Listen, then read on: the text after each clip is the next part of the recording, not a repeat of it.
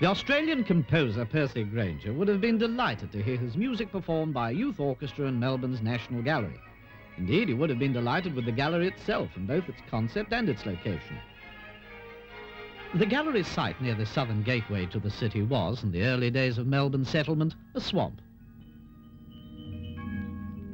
St Kilda Road, leading southward from the city, crossed the old Princess Bridge and skirted round the edge of the swamp, while the city of Melbourne grew up on the other side of the Yarra.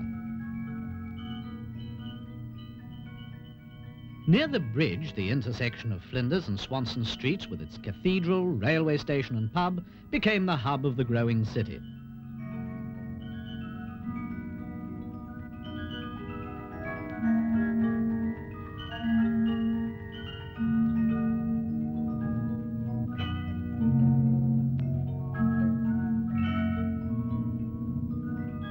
After the 1850s gold rush, a new prosperity attracted celebrities and entertainers from all over the world. General Tom Thumb came to visit, and actors and entrepreneurs like George Coppin and the Williamsons came to stay. They made their fortunes by entertaining the people of Melbourne in a period when many of Melbourne's theatrical establishments were founded. Some entertainments, however, were having accommodation problems. Yet near the bridge on the other side of the river was land for which no one could find a use. In 1877, Cooper and Bailey's circus pitched their tents on the wasteland and began a tradition which was to last for many years. Their landing at Station Pier was nearly as spectacular as the show itself.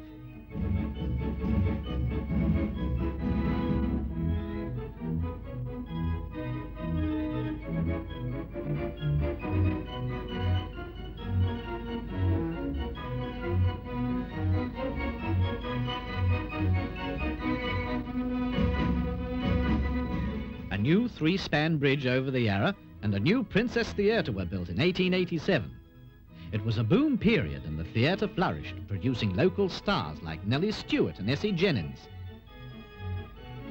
From overseas came the supreme compliment, a visit by the great Sarah Bernhardt. Le souffle qui remue imperceptiblement cette jeune fille autour du vieux charmant. C'est l'âme d'un zéphyr dont je connais l'histoire pour l'avoir déchiffré un jour dans un couloir. After the opulence and gaiety of the 80s came depression. Improvements to the Alexandra Gardens just across the river provided work for some of the unemployed.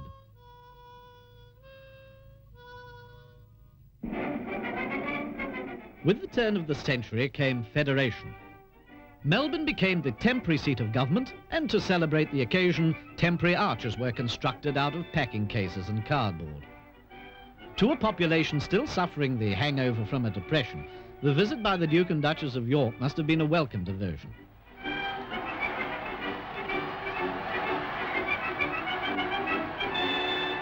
The first federal parliament was opened in Melbourne's exhibition buildings, built in 1880 by David Mitchell. Mr. Mitchell had another claim to fame, his daughter. Nellie Melba had taken her theatrical name from her hometown and in 1902 returned for the first time in 16 years. The people of Melbourne now accepted her as their own.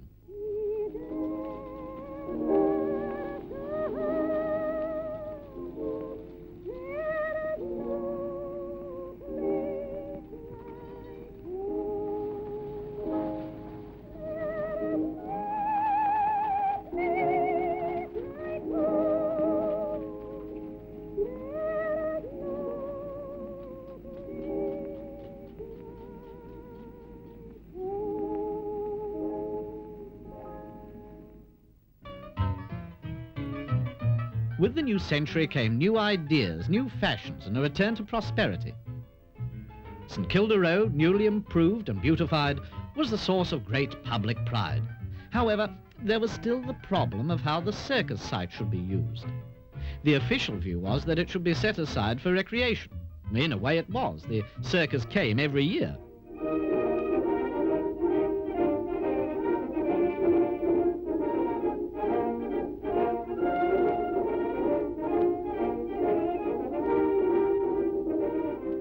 (1906) saw the opening of the new Flinders Street railway station. Melbourne's tastes were becoming exotic. The intersection of Swanson Street and Flinders Street became one of the busiest in the world, and Prince's Bridge was now a gateway to the new attractions on the other side of the river.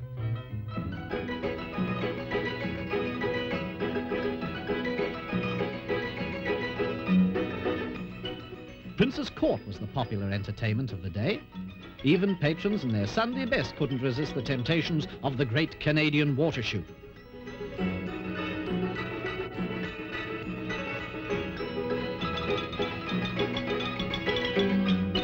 Other attractions offered an oriental flavour, the Japanese tea house and the miniature railway. I say, Coco. Yes, Lord. Now, you see here, I have a match. A match. Now, what I want you to do is to stand perfectly still and hold the match. And hold the match. Now, I'll take 5 paces forward, Yes. turn round, count 1, 2, 3, Yes. and I'm going to Oh, shoot. wait a minute, wait a minute. What are you trying to do? I'm just trying to see you burn your fingers. If the jokes failed to amuse, there was always the camelback toboggan, which could be relied upon to raise a smile on the sternest face. Hop, hop, come and do the kangaroo hop, hop. That's the dance for me and you. Talk about your Alexander. Industry was growing and factories were springing up all round the site. But the area by now had been well and truly reserved as a place for recreation. Ironically, Prince's Court went broke, and in 1907 it reopened under the name Worth's.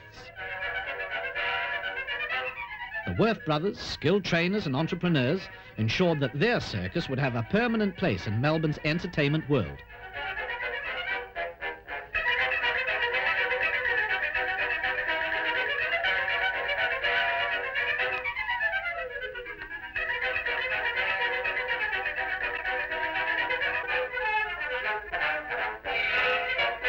The Worths added other attractions, but soon a factor quite outside their control was to close them down, for a while at least.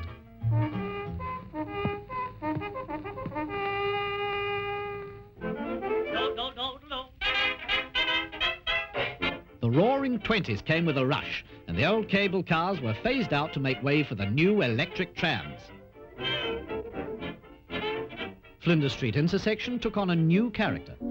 When we four wheels call and evening is nigh, I hurry to my blue heaven.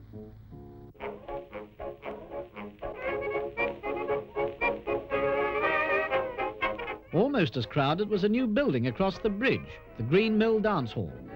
You're the cream in my coffee, you're the salt in my stew. You will always be mine, Bessie, I'd be lost without you. It wasn't long, however, before everyone was dancing to quite a different tune, the Great Depression. When you find that you're broke, without even a smoke, that's when you need a friend. When the foes you'd once meet cut you dead in the street, when you feel that you've reached Johnny's end. In spite of the hardships, perhaps because of them, people found money to go to the talkies.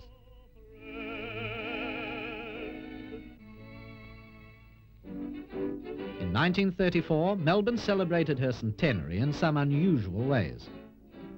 Plans were made for a tower to be placed on Worth's site, but it was never built. The Worth brothers died in 1937, leaving Worth's Park in a state of decline. Plans to rebuild were frustrated, and finally the Green Mill was transformed into the Trocadero.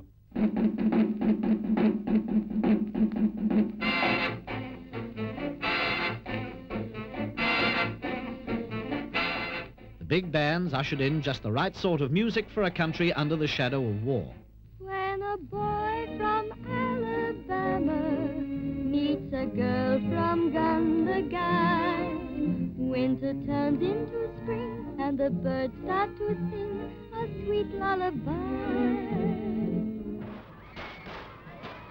For a few days of sheer abandonment, Flinders Street intersection probably was the busiest in the world when the people of Melbourne celebrated the end of World War II.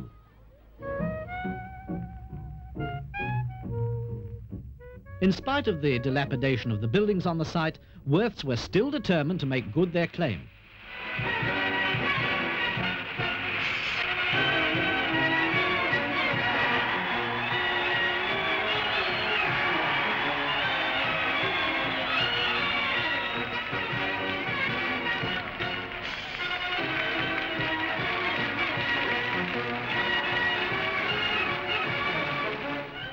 Now moves were being made to close down the area, with industry making a bid for the land.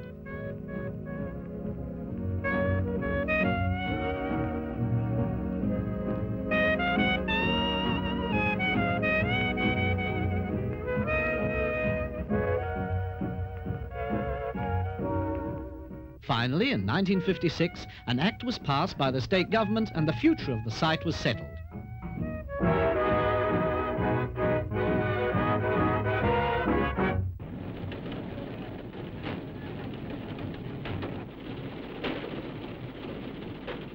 Providence took a hand in the cleaning up of the site, so with only the old Trocadero left standing, another Melbourne personality added the finishing touch in his own inimitable style.